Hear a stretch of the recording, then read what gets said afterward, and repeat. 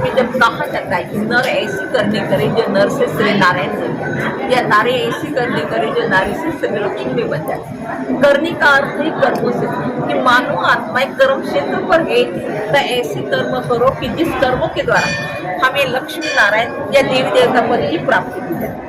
आज हमें जो देखते हैं लक्ष्मी नारायण को, ये भी क्या अपने जैसे मनुष्य है, लेकिन इनको मनुष्य कहा जाएगा क्या? नहीं, इनको देवता ही कहा जाएगा। क्यों? तो इनके अंदर क्या है? दिव्य गुण।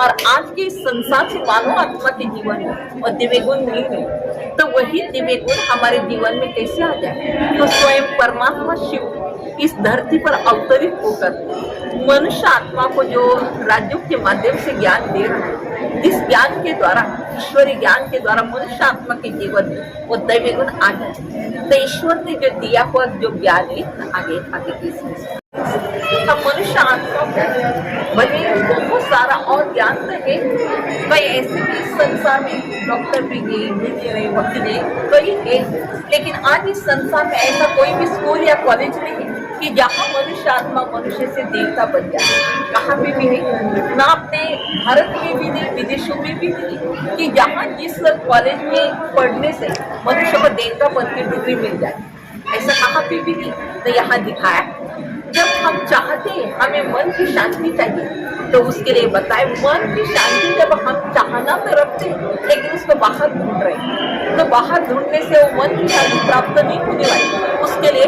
स्वयं को पहचानना बहुत जरूरी है, क्योंकि हम मानव आत्मा का स्वधर्म ही शांति है।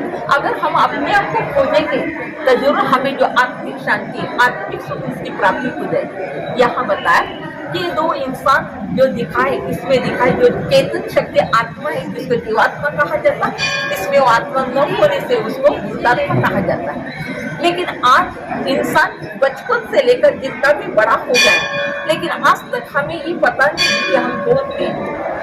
भले कई ये भी कहते कि हम आत्मा, लेकिन आत्मा कैसे है? इसने देखा है न, कोई जैसा बच्चा जन्म लेता है तो किसने वो आत्मा आते हुए देखी नहीं, शरीर दिखाई पड़ता है लेकिन आत्मा को नहीं देखा हुआ। जब कोई शरीर छोड़ता है तो भी आत्मा जाते समय आज तक किसने देखा है? नहीं देखा है। यहाँ यही बताया कि इतना बड़ा ये जो शरीर, इस शरीर को चलाने वाले एक आत्मा है, आत्मा का रूप बताया। आत्मा अति सूक्ष्म ज्योति में तो आत्मा का रूप है। आत्मा मन बुद्धि संस्कारों से बनी है, और शरीर में आत्मा है तभी हम बातचीत करूँ, लेकिन शरीर के अंदर आत्मा का रहने का स्थान कहाँ है? यहाँ लिखा है दो बुद्धि के बीच। आज देखिए कई लोग जो तिलक लगाते हैं या जो माताएं जो टीका जो लगाती है, वो कहाँ लगाती है? मस्तक के बीच में। कहाँ कोने खाने में नहीं लगाई जाती, खास मस्तक के बीच में लगाई जाती है। तो ये बताया कि शरीर के अंदर जो चेतन आत्मा का रहने का स्थान दो बुद्धि के बीच, वहाँ से ले रहकर आत्मा पूरे शरीर को चलाते हैं। एक मिसाल दिया है कि जैसे अगर कोई गाड़ी, बहुत बढ़िया गाड़ी, ड्राइवर पे एकदम एक्सपर्ट है, लेकिन वो अगर कहेगा मैं पीछे वाली सीट पर बैठकर चलाऊंगा, चला पाएगा? उसके लिए उसको आगे बैठना जरूरी है। तो यहाँ पे भी कई लोगों की जो मान्यता है कि शरीर में आत्मा हृदय में रहती, लेकिन नहीं, आत्मा का रहने के स्थान दो बुद्धि के बीच है। वहाँ से रहकर आत्मा पूरे शरीर को कंट्रोल कर सकती है। यहाँ आगे के इसमें पिता, सारी संसार के आत्मा का पिता परमात्मा एक है, भले अलग अलग नामों से हर धर्मों में उसकी मान्यता जरूर है, लेकिन सारी संसार के आत्मा का पिता एक है। जिस समय इस संसार के नाटक में हम आ गए, लेकिन वहाँ ऊपर से कोई हम जाति धर्म से लेकर नहीं आए, और जिस समय हम ये शरीर छोड़कर जाएंगे, कोई जाति धर्म वाला शरीर लेकर जाएंगे नहीं लेकर जाएंगे। तो ये जाति धर्म आदि जो बनाए हुए मनुष्य ने बनाए, वो आदमी भी बनाए। तो यहाँ दिखाया सारे संसार की जो आत्माओं का पिता परमात्मा एक है, जिनके लिए कहा गया परम पिता शिव परमात्मा। पिता शब्द से सिद्ध हो रहा है कि भगवान हमारा पिता है, लेकिन वो सब शरीर का आत्मा का पिता है। आगे इसमें लिखा है कि कि उस परमात्मा का जो रूप है अति सूक्ष्म ज्योति बिंदु परमात्मा का रूप है। हर धर्म में उनकी जो मान्यता है इस रीति से यहाँ लिखा है। हिंदू धर्म में परमात्मा शिव का जो प्रतीक बनाया गया वो शिवलिंग के रूप में।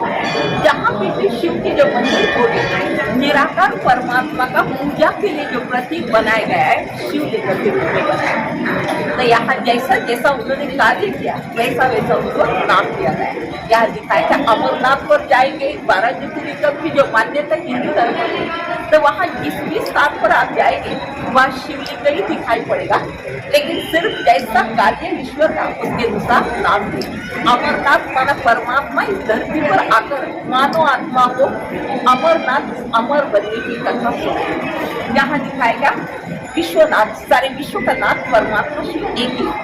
हिंदू धर्म की जो मान्यता, हिंदू धर्म में परमात्मा को शिवलिंग के रूप में माना है। यहाँ लिखा है मक्का में जो मुस्लिम लोग जो है वो भी निराकार परमात्मा का ही प्रतीक मक्का में। जैसे हिंदू धर्म में शिवलिंगों को माना जाता है, यहाँ लिखा है मक्का में एक गोल प्रकार का पत्थर है जिसको स्पर्श करने से वो समझते हमारे संधि या अस्वन की यात्रा या हज की यात्रा है। निराकार का प्रतीक किसी साकार या आकारी कोई शरीर की प्रतिमा में है, निराकार का वहाँ प्रतीक है, लेकिन खाली नाम उन्होंने अलग किया है। यहाँ दिखा है जापान में जो बौद्ध धर्म के लोग हैं वो मोमबत्ती जलाकर उसके लोगों पर अपने मुंह को एकाग्र करते, तो वहाँ पे भी निराकार परमात्मा को ज्योति के स्वरूप में माना गया।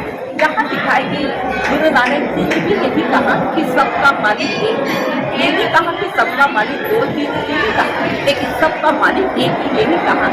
यहाँ दिखाई कि यीशु क्रिस्त ने भी ये कहा कि गॉड इज लाइट, परमात्मा क्या है लाइट स्वरूप। ये नहीं कहा उन्होंने कि मैं गॉड हूँ, मैं गॉड का सन, ये कहा।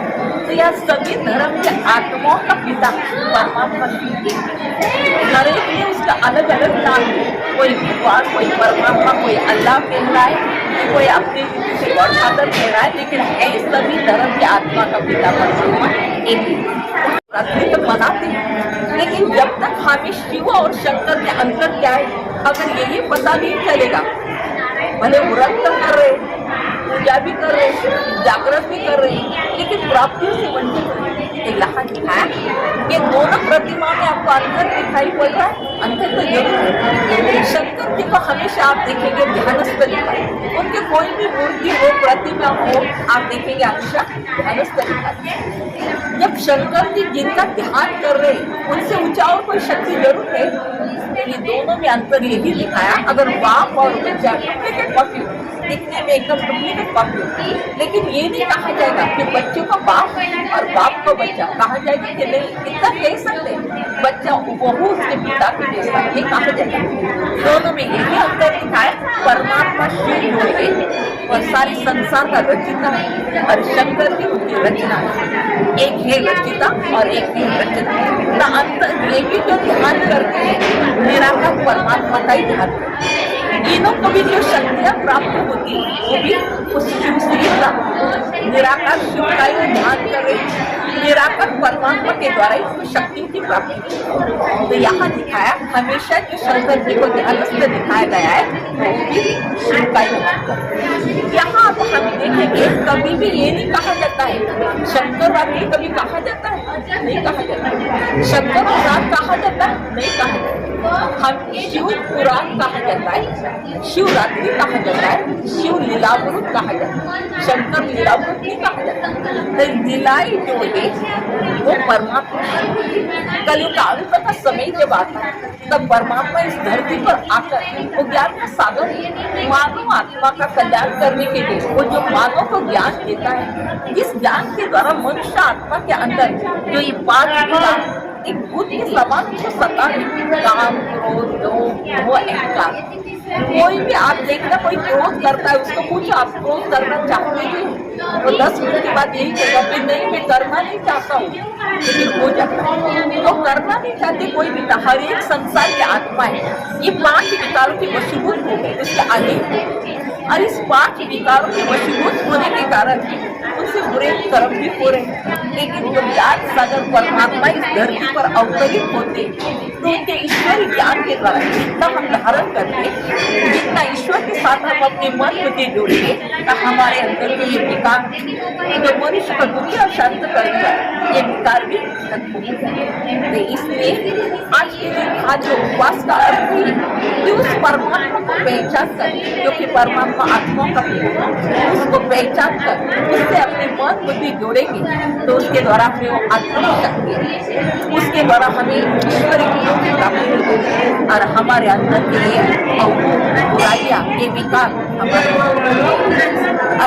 हमारी जो चाहना है कि हमें परिवार शादी दी जाए, तो ईश्वर के द्वारा उस शक्तियाँ प्राप्त करके हमारे जीवन का अभ्यास का अधिकार। तो शिव और शंकर भी के अंदर शंकर जी के लिए कहा जाता है देव देव महादेव कहा जाता है। सभी देवों में उनको सबसे ऊंचा महादेव जरूर कहा जाता है, लेकिन रचिता एक निराकार भगवान। आज जो भी पूजा की जाती है तो हमेशा के लिए आप देखेंगे 3 पत्ती वाला ही बेलपत्र चढ़ाया जाता है, 2 पत्ती वाला 3 पत्ती वाला ही चढ़ाया जाता है। आप देखेंगे यहाँ पे भी 3 लकीरें निकाली हुई। तो ये ईश्वर ने इस धरती पर आने के बाद जो कर्तव्य किया, उस कर्तव्य का प्रतीक 3 पत्ते वाला ही बेलपत्र चढ़ाया जाता है, या त्रिपुर जो निकालते वो 3 नहीं लाइनें जो निकाली जाती है। तो ईश्वर का जो 3 कर्तव्य ब्रह्मा के द्वारा सृष्टि की स्थापना का कार्य, विष्णु के द्वारा उसकी पालना का कार्य और शंकर जी के द्वारा आसुरी दुनिया का विनाश का कार्य। तो स्थापना, पालना और विनाश ये 3 कर्तव्य परमात्मा शिव ने किए और इस कारण से आज जो शिवरात्रि हम जो मना रहे और शिवरात्रि के निमित्त जो 3 पत्ती वाला बेलपत्र चढ़ा रहे, इसी उनके कर्तव्य का मना बाकी हर गांव में हर जगह इसके केंद्र बने शादी को आधा घंटे का समय रहता है, इसमें पूरा समझाया से बताया जाता है और ये कोर्स के द्वारा हमारे आत्म उन्नति भी होती है और इसके बाद हमारे कि हम भी मनुष्य से देवता बन जाए, तो हमारे जीवन में दिव्य दिव्य खाद्य आप लोगों को चाहिए उसमें भी 7 दिन का नहीं मिल सकता है, 3 दिन का भी कोर्स आवश्यक है।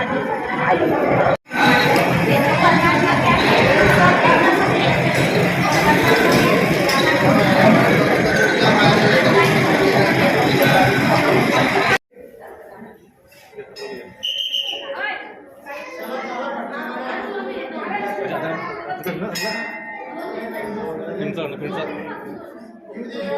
Ya, salah.